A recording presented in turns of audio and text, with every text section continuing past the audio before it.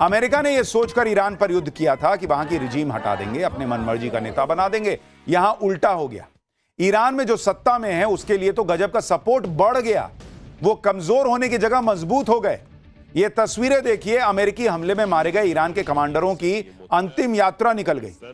Tehran के revolution square पर हजारों लोगों की भीड़ पहुंची हुई थी। देख रहे हैं, पैर रखने की जगह नहीं। लोगों ने अपने शहीद कमांडर्स को श्रद्धांजलि दी और नारे लगाए। कमांडर्स को श्रद्धांजलि देने आए लोगों ने पोस्टर भी लहराए जिसमें लिखा हुआ था हार्ड रिवेंज कंटिन्यूज, यानी ईरान पूरी ताकत से बदला लेता रहेगा। यानी ईरान और ईरान के लोगों का मैसेज क्लियर है कि ईरान मर जाने को तैयार है, लेकिन ट्रंप के सामने झुकने को तैयार नहीं है। फिर भी ट्रंप यह कह रहे हैं कि ईरान तो सरेंडर करने वाला है। अगर यही बात होती तो फिर ट्रंप ने क्यों आज दुनिया से कह दिया कि जाओ रूस का तेल खरीद लो। मैं सबको कहता हूं जाओ खरीदो।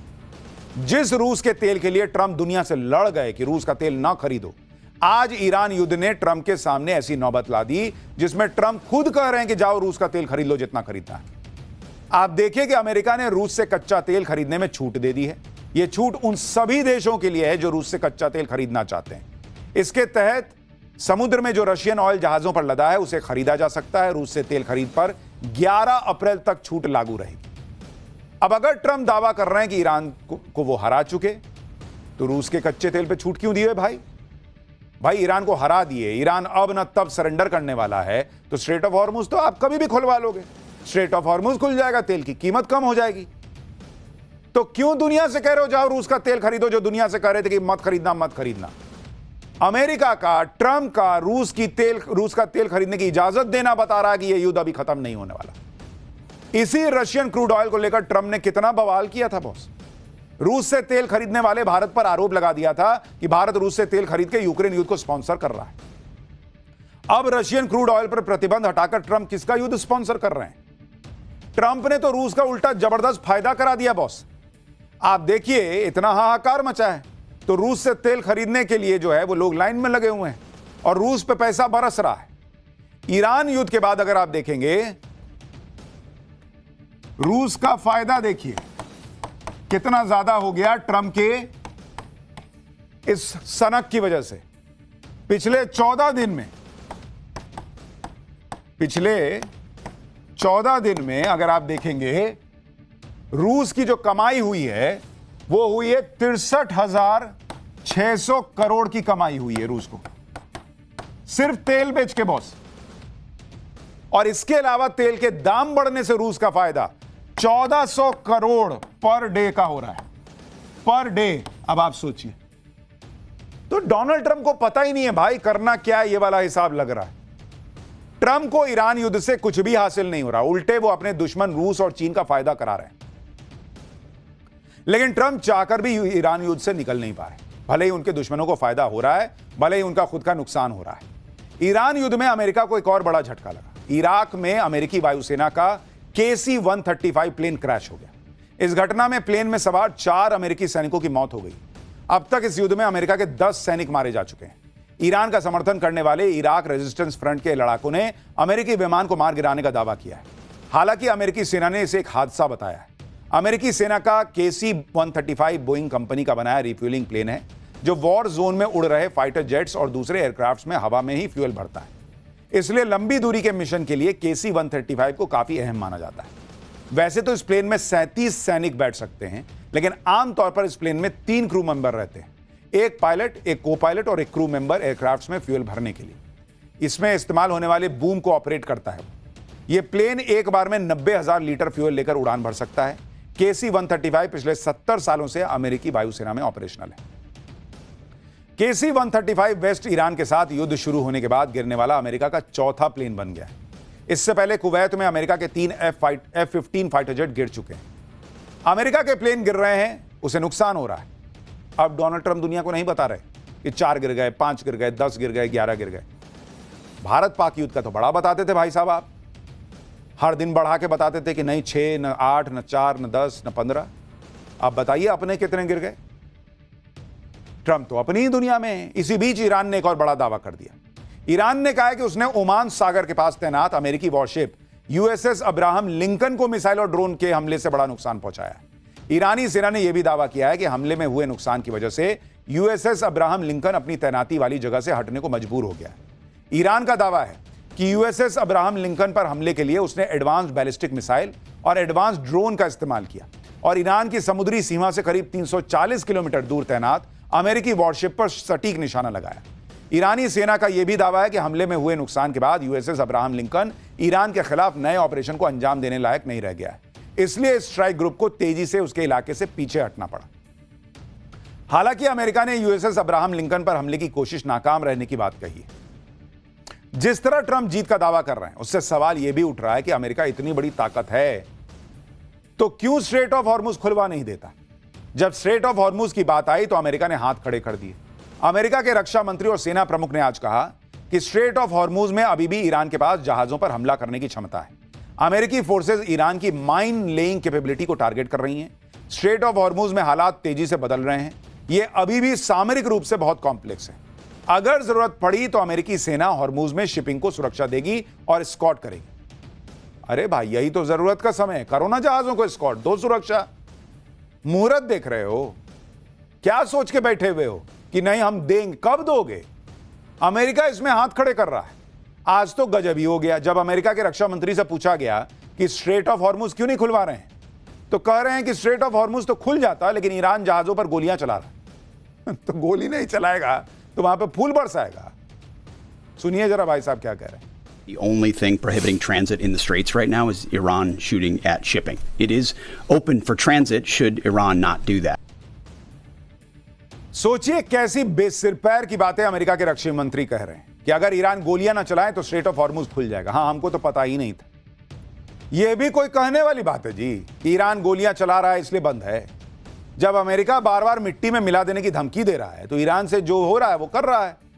इसके बाद भी ट्रंप कहते हैं कि ईरान को तबाह करने के लिए बहुत बड़ा हमला करेगा। अभी भी अमेरिका ने कौन सी कसर छोड़ रखी है? पूरी ताकत तो आप लगाए हुए हो।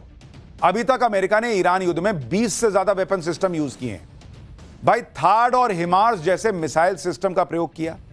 MIM 104 पैट्रियट मिसाइल सिस्टम का इस्तेमाल इसमें हो चुका। ल्यूकस और MQ-9 रिपर जैसे ड्रोन का प्रयोग किया। F-22 रैप्टर और F-35 लाइटनिंग जेट्स इस्तेमाल कर लिए। B-2 स्टेल्थ बॉम्बर से ईरान पर बम बरसार दिए। B-1 बॉम्बर और F-15 से हमला कर दिया। E-3 सेंट्री जैसे उच्च तकनीक वाले वार्निंग और कंट्रोल सिस्टम यूज कर लिए। USS गेराल्ड आर फोर्ड और USS अब्राहम लिंकन जैसे युद्धपोत लगा दिए। तो भाई क्या कमी छोड़े हो? करते रहे हो सब यूज। बोलो ना कि इतने के बाद भी हम कर नहीं पा रहे। दुनिया में एक्सपोज हो रहे हैं कि हम बहुत तक शक्तिशाली, हम बहुत शक्तिशाली। खत्म, दुनिया देख ली कितना तुम शक्तिशाली। इससे ज्यादा अमेरिका क्या करेगा? एटम बम गिरा दोगे ईरान पर? भाई लास्ट में तो वही है। तो बोलो कि हमसे नहीं हो पा रहा है, हम एटम बम गिराएंगे, और तुम तो कर ही सकते हो। भाई, जो आदमी लोगों को मार के नाचता हो, जो आदमी कहता हो कि मार के मैंने बहुत अच्छा काम कर दिया, जो आदमी कहता हो कि भाई नेवी की शिप डुबा देने में फन है, वो कल को देखेगा कि मेरी बेइज्जती हो रही है, मेरा देश कुछ कर नहीं पा रहा, हम तो हार रहे हैं, एटम बम गिरा देगा। कोई भरोसा है इस आदमी का? ट्रंप ने युद्ध शुरू कर दिया, लेकिन निकलने का रास्ता ही उनको नहीं समझ में आ रहा।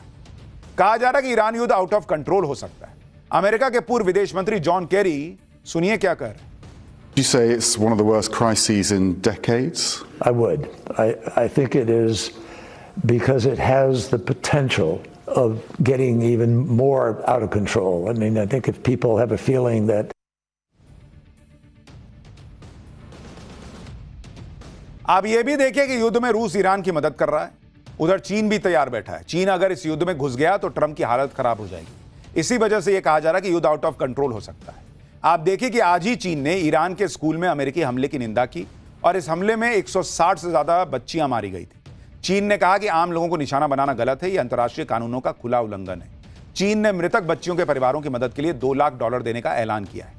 यानी चीन अब खुलकर ईरान के समर्थन में आ गया है।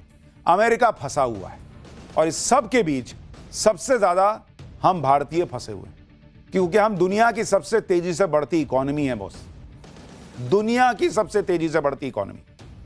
और इसलिए भाई पाकिस्तान जैसे भिखारी देश का क्या है, लेकिन हमारे लिए यह बात बहुत इंपॉर्टेंट है कि युद्ध जल्दी खत्म हो जाए। खैर, भिखारी पाकिस्तान की बात कर रहे हैं तो अगला चैप्टर देखिए। खाड़ी देश में धमाकों के बीच पाकिस्तान में ड्रोन फटने लगे हैं। मुनीर के लिए कौन सा संकट आ गया? पाकिस्तान में लॉकडाउन और धमाकों के बीच शहबाज मुनीर ने नई भीख किससे मांग ली? अब इसका चैप्टर। मिडिल ईस्ट में हो रहे धमाकों के बीच पाकिस्तान में भी धमाके होने लगे। पाकिस्तान को भारत से डर तो लग ही रहा था, लेकिन यहां तो अफगानिस्तान ने पाकिस्तान को उसकी औकात दिखाई। पाकिस्तान ने अफगानिस्तान को जरा सा छेड़ा, जिसके बाद अफगानिस्तान ने पाकिस्तान को ऐसा फोड़ा है कि उसका दम निकल रहा है। अफगानिस्तान को अपनी ताकत दिखाने वाले पाकिस्तान ने एक दिन पहले एयर स्ट्राइक की थी। काबुल समेत कई शहरों पर हमले किए थे, जिसमें आम नागरिक मारे गए थे। इसके बाद अफगानिस्तान ने ऐसा जवाबी हमला किया कि पाकिस्तान में ऐसा ही धुआं हर जगह से दिख रहा है। तालिबान ने पाकिस्तान के कई शहरों में ड्रोन से हमले किए हैं। तालिबान ने कहा था कि इस्लामाबाद से कराची और क्वेटा तक हमले किए जाएंगे, और अब अफगानिस्तान की तरफ से बड़े हमले किए गए। अफगानिस्तान ने तो युद्ध पूरी तरह से शुरू भी नहीं किया है। पाकिस्तान की हालत खराब होनी शुरू हुई क्योंकि ईरान युद्ध के बाद पहले ही पाकिस्तान में लॉकडाउन जैसे हालात थे। इसके बाद शहबाज शरीफ ने अपना कटोरा निकाल लिया, डिमांड लिस्ट लेकर सऊदी अरब पहुंच गए। मुनीर पहले ही ईरान को लेकर सऊदी अरब से सौदा करके बैठा है। अब शहबाज शरीफ उस सौदे पर मुहर लगाने पहुंचे। ईरान को धोखा देने के बाद अफगानिस्तान युद्ध में फंसे शहबाज सऊदी अरब से क्या डील करने वाले हैं वो आपको बताने जा रहा हूं, लेकिन पहले एक झलक देखिए।